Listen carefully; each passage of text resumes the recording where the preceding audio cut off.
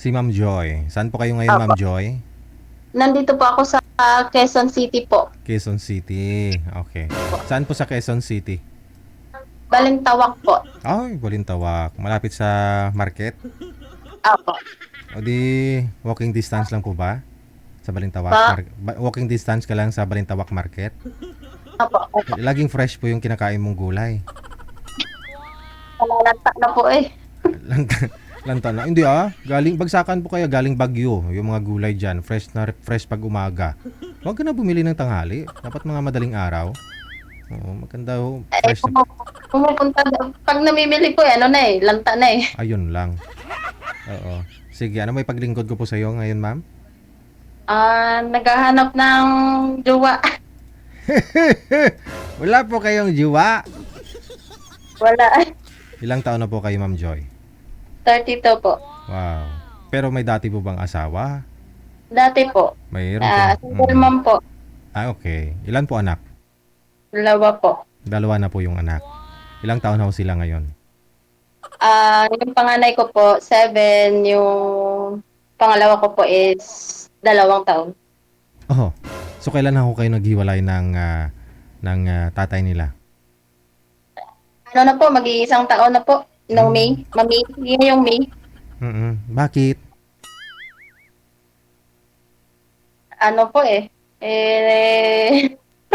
confidential. Ala, may third party po ba? Ay, hindi naman po. Seloso. Mahirap. Okay. Wala talaga tayong magawa. Ganun talaga eh. Kasi maganda ka. Sana all. Joke lang. Idol eh. Basta hindi lang kami magkaintindihan ba? Nagsiselos siya kasi malayo kayo sa isa't isa. Hindi po, magkasama po kami sa bahay. Oh, ang hirap nun. Magkasama na nga kayo sa bahay tapos nagsiselos pa. Nagkakatiwala sa akin eh. Ayun lang. No? Baka may ginawa na po kayo dati kaya sira na yung tiwala. Wala namang Wala po. wala. Hindi, ano lang siya talaga, seloso. Kasi nag-asawa siya dati, ganyan ang ginawa niya eh. Yung parang hindi siya sa una niyang asawa. So, paano yung ginawa doon niya sa una niyang asawa, ginawa niya rin sa akin. Sana in-explain mo sa kanya. Huwag mo ako gaya dun sa asawa mo. Kasi ako, mahal na mahal kita. Satisfied na ako dyan. Kahit ganyan lang kaliit. Ang pagmamahal mo. Ang laki ng pagmamahal eh. Kaya lang wala eh. Sinira. Sinira lang sa walang kwentang yung pag-iisip na hindi naman dapat. Ano po ba trabaho mo? Apo? Ano po trabaho mo? Ngayon po, nandito po ako Manila na namasukan po. Ano pong province mo? Bacolod po. Bacolod. Tapos si mister mo, taga? Nasa province din po. Bacolod. Nung naghiwalay na ako kayo, saka pa kayo lumuwas dito sa Manila? Opo. Hindi pa po. Nang naghiwalay po kami, doon po muna ako nagtrabaho sa amin. Aha. Tapos, nag-decide din po ako na pumunta ng Manila dito. Okay. Ano po trabaho niyo po dati sa province? Cashier po. Kaya naman po pala. Saan po kayo nagka-cashier? Isang meat shop po. Meat shop. Okay. Opo. Baka ako kasi minsan, baka na-timingan niya na pumunta siya doon sa meat shop. Tapos, may customer, binibiro ka. Ay, pula naman itong karni mo. Baka binigyan niya ng double meaning ba? Baka doon po doon nagselos si mister mo. Ay, hindi po. Bali po, idol. Bali, nung nag-asawa po kaming dalawa, hindi po ako nagtatrabaho. Nasa bahay lang po ako. Okay. Nung naghiwalay na ako kayo, doon na kayo pumasok sa meat shop. Opo. Tapos lumuwas ka dito sa Manila. Nagseselos siya habang siya ay nasa trabaho, tapos ikaw sa bahay. Nagseselos. Anong pinagseselosan niya?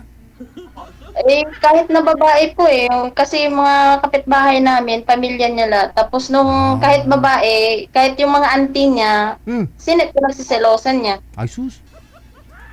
Parang sakal ako doon, idol eh. Pero kasal po kayong dalawa?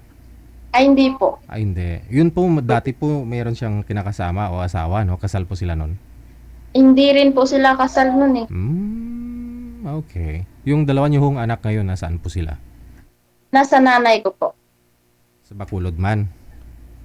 Bacolod man. So nagsusuporta ang tatay? Opo. Ah, okay. Now, total hindi naman ako kayo kasal, pero lumuwas ka ng Maynila alang-alang para ho sa mga anak mo, no? Dalawa po ninyong anak. Napakaliit pa, babata pa ho nila, no? Ano pong plano mo? Mag-abroad ka ba o okay na ho kayo diyan sa trabaho mo? Totally okay naman po ako dito. Mhm.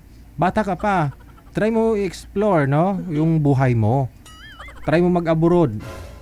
Sa abroad. Tsaka na po, idol, pag malaki na yung mga anak ko. Ngayon pa kasi parang maliit pa yung isa eh. Total naman, lumayo ka na sa kanila. Itudo mo na. No, habang ba- Ilulubog-lubog na. lubos-lubusin mo na, total malayo ka lang din naman sa kanila. Mag-abroad ka na lang ho. 'Di ba? Oo. Kasi sabihin mong dito ka sa Maynila, sa Quezon City, pagkatapos sila nasa Bacolod, parang ang layo, hindi mo basta-basta uwian. Parang nag-abroad ka din. 'Di ba? So, di-abroad ka na lang habang bata ka pa at doon ka makahanap ka ng foreigner. Afam ba? Afam. Dito sa Malina, maraming apam eh. Diyan, oo. Saan po ba kayo na mamasukan? Dito lang po sa Balintawak. Yung mga diyan, yung mga tower diyan, yung mga mid-rise na building. Opo. Yung kondo, no? Okay. Try mo dun sa abroad. Mag-ano ka din, no? Mag-DH ka na rin.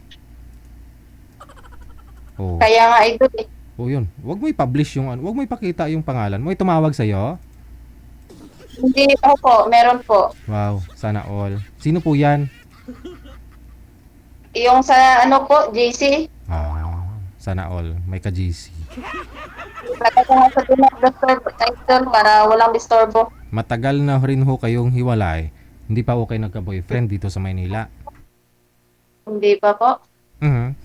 Nakakaluwas ka naman, nakakalabas ka naman ho dyan. Wala po kayong nakadate. Pwede po maglabas pero wala pong kadate eh. Sige. Hahanapan ka po namin ng malapit lang, Caloocan, no? Malay mo, meron ho dyan, no? Caloocan o Quezon City mismo, no? Para pwede po kayo magkita. No?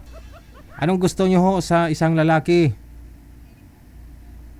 Tanggap po yung mga anak ko po, yung hindi mabastos.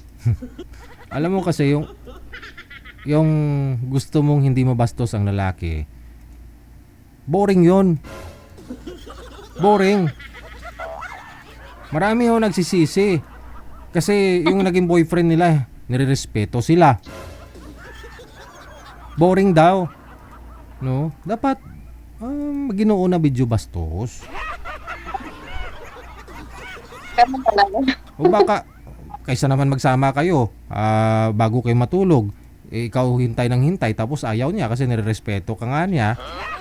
Gusto niya ikaw kusa o papayag ka ba na ikaw unang gagalaw? Ano po? Di ba? Kaya dapat una yung lalaki mag-move. So kung mahihiyain at saka nirerespeto ka niya, hindi ka mo bastos, edi wala, matulog na lang talaga kayo niyan. Hindi. Para dagdag ba anak ba? Ay, kasama ho yan sa pagsasama ninyo. Meron ka ng anak, siyempre, kung magkasama na ho kayong dalawa, bigyan mo na rin siya ng anak. Dalawa pa lang naman ho anak mo eh. Ha? Sige. Standby lang po kayo, no?